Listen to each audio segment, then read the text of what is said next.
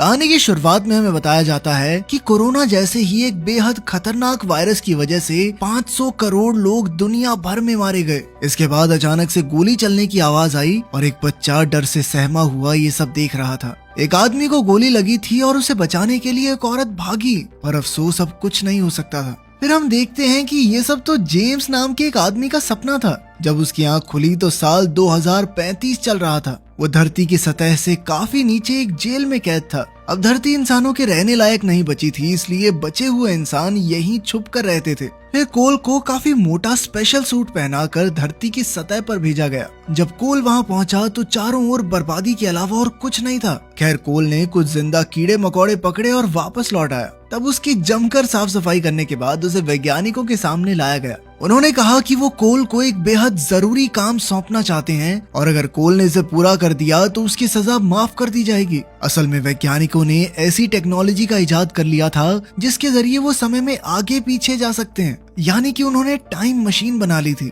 वो चाहते थे कि कोल समय में पीछे जाकर उस वायरस का पता लगाए ताकि वैज्ञानिक उसका इलाज ढूंढ सकें। आखिरकार कोल इस काम के लिए तैयार हो गया और उसे टाइम ट्रैवल के जरिए वक्त में पीछे भेज दिया गया। लेकिन वो साल 1996 में पहुंचने की बजाय 1990 में पहुंच गया, यानी कि सही समय से लगभग 6 साल पहले। इसके बाद हम देखते हैं कि साल 1990 में कैथरीन नाम की एक दिमाग की डॉक्टर को एक पागल आदमी की जांच के लिए बुलाया गया। ये आदमी कोई और नहीं बल्कि कोल ही था। कैथरीन ने उससे बात करने की कोशिश की, पर कोल बेहद परेशान था। उसने कहा कि उसे बहुत खुफिया जानकारी इकट्ठा करनी है। साथ ही उसे ये भी लग रहा था कि वो 1996 में है, पर कैथरीन ने उसे बताया कि ये तो साल 1990 है। इसके बाद कोल को पागलों के हॉस्पिटल में भेज दिया गया, जहां उसकी मुलाकात जेफरी नाम के एक पागल से हुई। जेफरी ने जल्द ही उससे दोस्ती कर ली और उसे सारी जगह घुमाई। फिर हॉस्पिटल के डॉक्टर्स ने कोल से बात की। तब कोल ने उन्हें बताया कि आज से ठीक 6 साल बाद धरती का बुरा हाल होने वाला है। करीब करीब 500 करोड़ लोग मारे जाएंगे एक वायरस की वजह से। लेकिन डॉक्टर्स एक पागल पर कहाँ यकीन करते।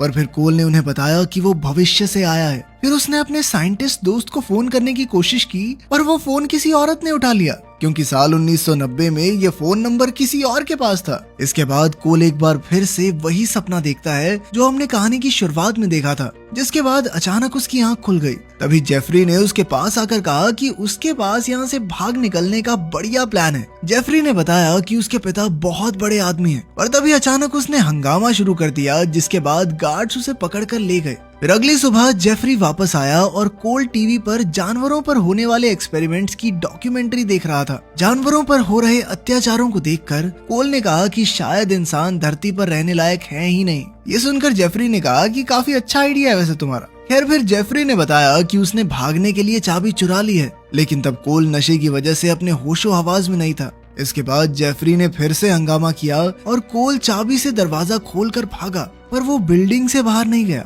और जल्द ही गार्ड्स ने उसे पकड़कर एक कमरे में जंजीरों से बंद कर दिया। फिर डॉक्टर्स कैथरीन से बात कर रहे थे कि अचानक उन्हें खबर मिली कि कोल गायब हो गया है। एक बार फिर उसी सपने में बच्चा देखता है कि एक आदमी पुलिस से बचकर भाग रहा था। अचानक कोल की आंख खुली और वो 2035 में वापस आ गया। उसने वैज्ञानिकों को बताया कि वो गलती से 1990 में पहुंच गया था। फिर वैज्ञानिकों ने उसे कुछ तस्वीरें दिखाकर पूछा कि क्या उसने ऐसा कुछ देखा। तभी कोल ने जेफरी को पहचान लिया और अब वो एक बार फिर से समय में वापस जाने को तैयार हो गया, लेकिन इस बार वो गलती से पहले विश्व युद्ध में पहुंच गया। कोल को कुछ समझ नहीं आ रहा था कि फिर अचानक से एक फौजी ने उसकी टांग में गोली मार दी।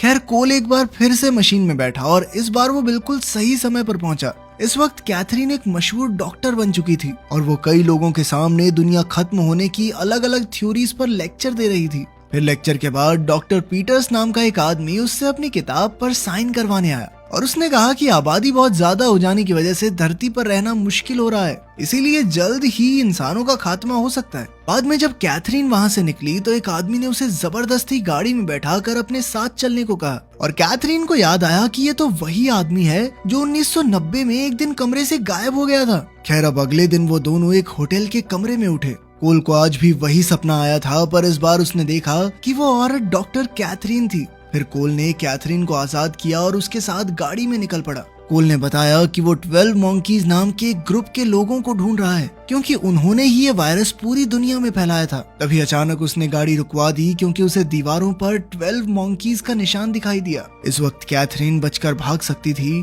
पर उसने भी सच का पता लगाने के लिए कोल का पीछा करने का फैसला किया। उन निशानों के पीछे वो दोनों एक सुनसान थिएटर में आ पहुंचे जहां 2 गुंडों ने उन पर हमला कर दिया, पर कोल ने उनकी हड्डी पसली एक कर दी। वहां से निकलकर उसे एक सुअर का चेहरा दिखाई दिया जिसकी तस्वीर वैज्ञानिकों ने उसे दिखाई थी। वो तुरंत उस स्टोर में घुसा तो वहां 3 लोग मौजूद थे। कोल ने उन पर बंदूक तान कर 12 मॉन्कीज ग्रुप के बारे में बताने को कहा। तब ये खुलासा होता है कि ये ग्रुप जेफरी ने बनाया था। उसके पिता अलग अलग तरह के वायरस पर रिसर्च करते थे और जेफरी वायरस चुराने की फिराक में था। इसके बाद कोल और कैथरीन आगे निकल पड़े, पर रास्ते में वो एक जंगल में रुके जहाँ कैथरीन ने उसकी टांग में लगी गोली निकालकर उसके घाव पर पट्टी की। कुछ समय बाद कोल जेफरी के पिता की पार्टी में जेफरी से मिला। कोल ने उससे वायरस के बारे में पूछा तो जेफरी कहने लगा कि भाई मुझे इस बारे में कुछ नहीं पता। जेफरी ने कहा कि जब वो 1990 में कोल से मिला तो कोल ने ही कहा था कि इंसान इस धरती पर रहने लायक नहीं है। ये सुनते ही कोल ने जेफरी पर हमला कर दिया, पर जल्द ही गार्ड्स ने उसे धर दबोचा। लेकिन वो जैसे तैसे भागकर जंगल में आ गया जहाँ उसने गाड़ी के एक ट्रंक में कैथरीन को बांध रखा था। जैसे ही उसने ट्रंक खोला तो कैथरीन ने गुस्से में उस पर हमला कर दिया। कोल ने उसे बताया कि जेफरी की वजह से दुनिया भर में बहुत सारे लोग मरने वाले हैं। तभी दूर से कई सारी लाइट्स जलती दिखाई दी, यानी पुलिस कोल को ढूंढते हुए वहां आ पहुंची थी। इधर कोल ये सोचने लग गया कि धरती पर जिंदगी बिना वायरस के कितनी हसीन लगेगी। उसकी बातें सुनकर कैथरीन ने एक बार फिर से उसकी मदद करने की सोची, लेकिन जैसे ही वो पीछे मुड़ी तो कोल गायब हो चुका था। फिर पुलिस कैथरीन को अपने साथ ले गई, जहां उसने पुलिस को कोल की सारी कहानी सुनाई, पर उन्हें अभी भी ये समझ नहीं आ रहा था कि आखिर वो अचानक से गायब कैसे हो गया। उधर कोल 2035 में वापस पहुंच गया, जहां उसे लगा कि सभी वैज्ञानिक उसे गाना सुना रहे हैं। वो सब काफी खुश थे क्योंकि कोल 12 मॉन्कीज गैंग के बारे में काफी चीजें पता लगा कर आया था। लेकिन कोल बेहद परेशान था क्योंकि समय में बार बार आगे पीछे जाकर उसे लग रहा था कि वो अपना मानसिक संतुलन खो रहा है। तब वैज्ञानिकों ने उसे नींद का इंजेक्शन देकर सुला दिया। उधर कैथरीन को भी बुरे सपने आ रहे थे। फिर एक पुलिस वाले ने उसे बताया कि जो गोली उसने कोल की टांग से निकाली थी वो असल में साल 1920 से पहले चलाई गई थी। ये सुनकर तो कैथरीन के होश ही उड़ गए और कुछ पुराने दस्तावेज चेक करने के बाद उसे एक तस्वीर मिली जिससे ये पता चला कि कोल झूठ नहीं बोल रहा था। वो सच में पहले विश्व युद्ध के समय पर भी मौजूद था। फिर कैथरीन ने जेफरी के पिता को फोन करके उनकी लैब की सुरक्षा के बारे में सावधान किया, लेकिन उन्होंने उसकी बात पर ध्यान नहीं दिया। फिर हम देखते हैं कि इसी लैब में डॉक्टर पीटर्स काम करता था, जो पहले कैथरीन का लेक्चर सुनने भी आया था। इधर 2035 में कोल वैज्ञानिकों के साथ वायरस की शुरुआत के बारे में चर्चा कर रहा था और जल्द ही उसे एक बार फिर से 1996 में भेजने का फैसला किया गया। वहीं कैथरीन उसी स्टोर के बाहर पहुंची जहां जेफरी और उसके साथ ही अपना अगला प्लान बना रहे थे।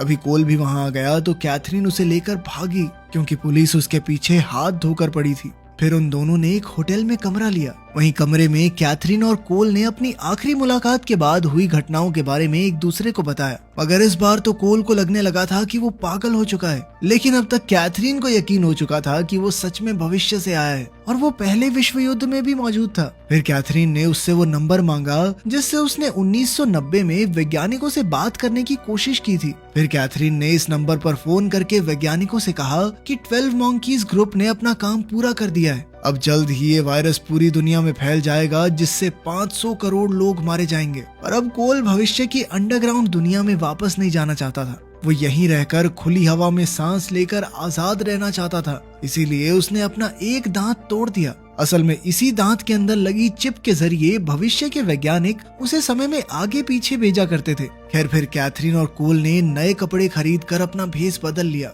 जब कैथरीन अपने नए रूप में उसके सामने आई तो उसे एहसास हुआ कि उसके सपनों में आने वाली औरत वही है। तब कोल ने कहा कि अब मरने से पहले वो एक बार समुद्र देखना चाहता है। वहीं जेफरी और उसके साथियों ने अपने प्लान को अंजाम देने के लिए उसके पिता को अगवा कर लिया था। फिर उन्होंने जू और लैब के सभी जानवरों को रिहा कर दिया। इधर कोल और कैथरीन समुद्र तट पर जाने के लिए एयरपोर्ट पहुंचे। रास्ते में ड्राइवर ने उन्हें बताया कि 12 मॉन्कीज ग्रुप ने जू और लैब के सभी जानवरों को खुला छोड़ दिया है। तब कोल और कैथरीन को एहसास हुआ कि 12 मॉन्कीज ग्रुप का मकसद असल में वायरस को फैलाना नहीं था, बल्कि वो तो सिर्फ जानवरों को आजाद करना चाहते थे। खैर फिर एयरपोर्ट पहुंचकर कोल को एहसास हुआ कि उसके सपने में यही जगह दिखाई देती है। इसी दौरान पुलिस भी वहां कोल को ढूंढ रही थी। तब कैथरीन टिकट लेने गई तो जाने से पहले कोल ने उसे चूम लिया। फिर कोल ने वैज्ञानिकों को फोन करके बताया कि असल में वायरस फैलाने में 12 मॉन्कीज का कोई हाथ ही नहीं था। फिर उसने कहा कि वो हमेशा के लिए यहीं रहने वाला है, इसीलिए उसे ढूंढने की जरूरत नहीं है। लेकिन जल्द ही फ्यूचर से उसका एक दोस्त वहां आया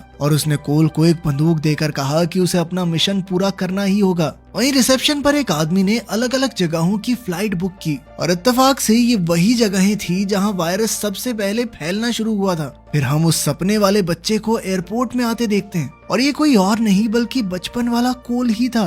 उधर कैथरीन ने देखा कि अलग अलग जगहों की टिकट्स लेने वाला आदमी डॉक्टर पीटर्स था, जो जेफरी के पिता के साथ जानलेवा वायरसेस पर काम करता था। कैथरीन को शक हो गया कि वायरस फैलाने में डॉक्टर पीटर्स का हाथ है, इसीलिए उसने तुरंत कोल के साथ उसका पीछा किया। उधर सिक्योरिटी वाले ने डॉक्टर पीटर्स के बैग से वायरस वाला डब्बा खोल दिया। अचानक कैथरीन ने वहां हंगामा कर दिया और कोल ने मौका देखकर डॉक्टर पीटर्स पर बंदूक चलाई, लेकिन फिर ऐन वक्त पर पुलिस ने कोल को गोली मार दी। तभी कैथरीन उसकी तरफ दौड़ी, पर अब कोल अपनी आखिरी सांसें गिन रहा था। इधर बचपन वाला कोल भी ये सब देख रहा था और तब से इसी दिन का सपना उसे बार बार आने लगा। दूसरी ओर डॉक्टर पीटर्स अब प्लेन में था और उसके साथ बैठी औरत ने कहा कि शायद अब इंसानों का भी धरती पर रहना मुश्किल होने वाला है। ये कोई और नहीं बल्कि भविष्य से आई हुई एक वैज्ञानिक थी और डॉक्टर पीटर्स ने कहा कि वो एकदम सही कह रही है। फिर उस औरत ने वायरस की सारी जानकारी भविष्य के वैज्ञानिकों को भेजी ताकि वो इस वायरस का इलाज ढूंढ सकें। उन्होंने डॉक्टर पीटर्स को पकड़ा या मारा नहीं,